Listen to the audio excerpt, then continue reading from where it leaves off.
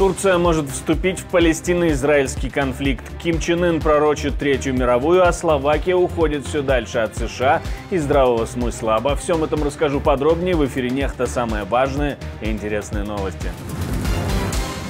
Вагнеровцы переходят в Ахмат, а Россия продолжает набирать наемников со всего мира. Сейчас, по сути своей, у нас пошло, такое массовое, пополнение.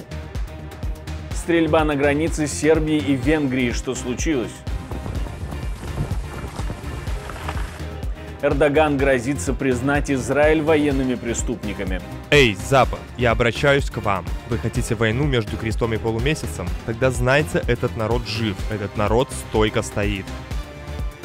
Спасибо, что смотрите, спасибо, что доверяете нам. Не забудьте поставить лайк, не забудьте оставить комментарий и не забудьте подписаться на наши каналы. Это важно, это несложно, займет всего несколько секунд. Поехали. Президент Турции призвал Израиль, цитирую, «немедленно прекратить это безумие и атаки на сектор Газа», конец цитаты. А сам Эрдоган прибыл на митинг в поддержку Палестины, который проходит в аэропорту Ататюрка в Стамбуле. Сам Эрдоган накануне и призывал людей выходить на улицы. Выступая на митинге, он пообещал признать Израиль военными преступниками. Говорит, мы уже работаем над этим. Эй, Запад, я обращаюсь к вам. Вы хотите войну между крестом и полумесяцем? Тогда знайте, этот народ жив, этот народ стойко стоит. Кем бы мы были в Ливии, кем бы мы были в Карабахе, мы будем такими же на Ближнем Востоке. Насколько высока вероятность вступления Турции в войну и насколько серьезны угрозы Эрдогана? Турция, конечно же, не примет участие в войне, но позиция Турции тоже дрейфует. И мы видим позицию непосредственно президента, и мы видим позицию министра иностранных дел, которая достаточно жестко реагирует на события в секторе Газа. То есть и Эрдоган, и Фидан, они, в общем, четко и однозначно заявляют о том, что по сути, делают поддержку палестинцам. То есть вот такая. При этом, при всем, они, конечно же, сохраняют возможность для переговорной позиции. Акции прошли во многих городах. К примеру, в Лондоне собрались много людей. В Берлине несколько подобных демонстраций были разогнаны полицией.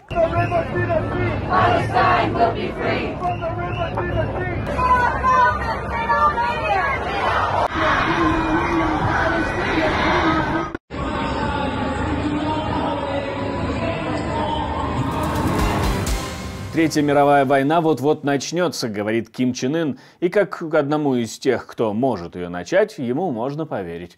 Говорит, что пламя войны с Ближнего Востока распространится по всему миру.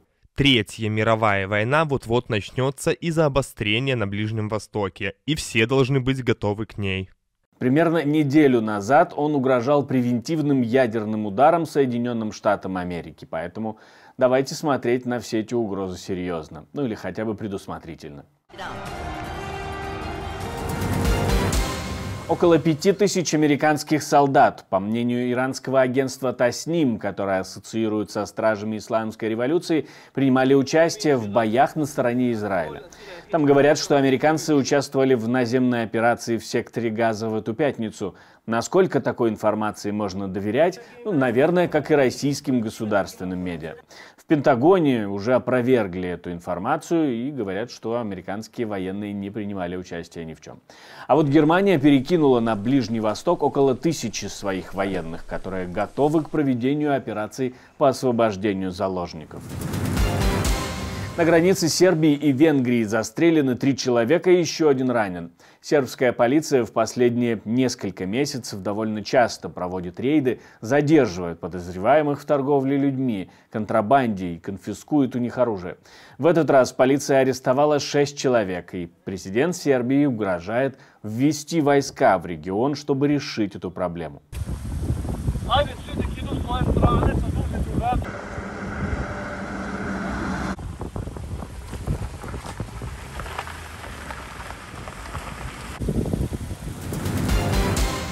Словакия пересмотрит оборонное соглашение с Соединенными Штатами. Об этом американскому послу в Словакии заявил вице-премьер и министр обороны страны Роберт Калиняк. Мы провели с послом США Раной обстоятельную дискуссию по проблемам безопасности и вопросам, представляющим взаимный интерес для обеих стран. Встреча показала, что мы уважаем взгляды друг друга и можем без предубеждения выслушать и рассмотреть требования друг друга. Министр говорит, что предыдущее правительство было подневольным.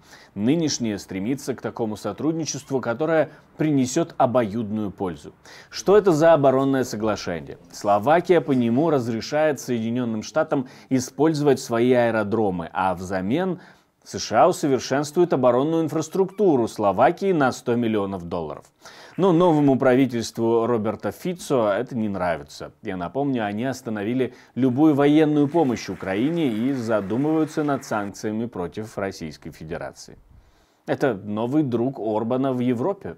Это тоже пророссийский политик. Это человек, который имеет определенные нарративы пророссийские, однако не такие плотные, как Орбан. Орбан 20 лет подряд находится у власти и уже выстроил вот эту бизнес-коррупционную модель с Российской Федерацией, где он получает откаты и так далее и тому подобное.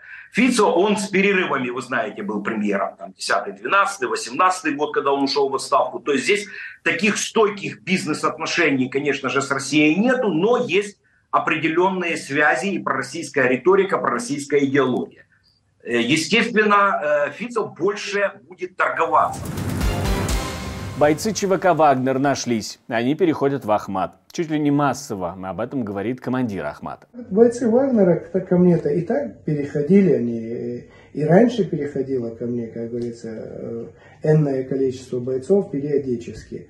Но сейчас, по сути своей, у нас пошло, значит, такое массовое, значит, пополнение из бойцов ЧВК «Вагнер». То есть сейчас они пошли ко мне в разные отряды. Вот.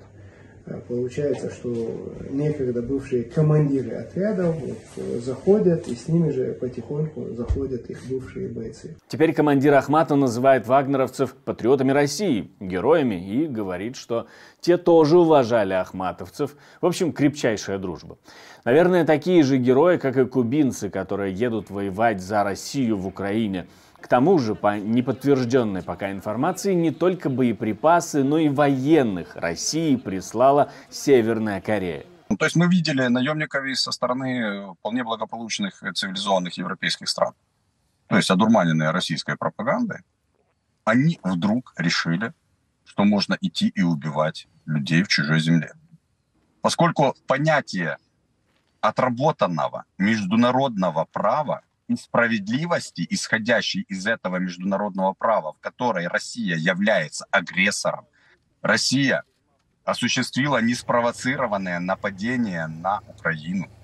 Россия оккупирует украинские земли и, в принципе, перечеркнула все международное право, и в том числе право войны и мира, существовавшее после Второй мировой войны. То есть на этом точка в цивилизованном мире поставлена. И понимают люди, граждане, что если мир будет жить по тем правилам, по которым предлагает Россия, то это будет беспрерывная война. В общем, Россия собирает в свое войско наемников со всего мира. На Мальте началась третья встреча по формуле мира для Украины.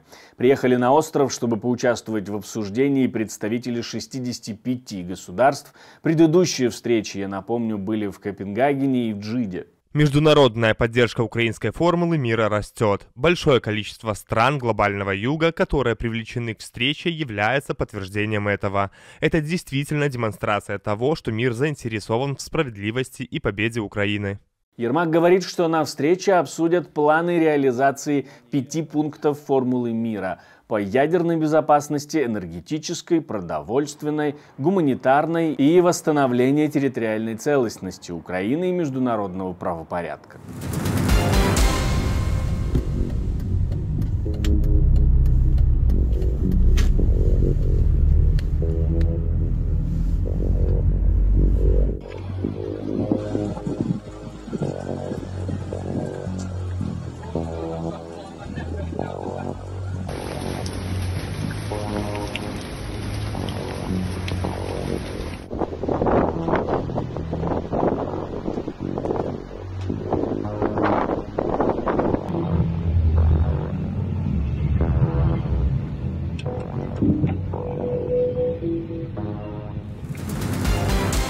Спасибо, что смотрите, спасибо за доверие. Жду ваших комментариев, лайков и репостов, жду любой вашей реакции. Это очень важно, ведь тогда это видео YouTube показывает большему количеству людей. Ну а у меня на сегодня все. До встречи, хороших вам новостей.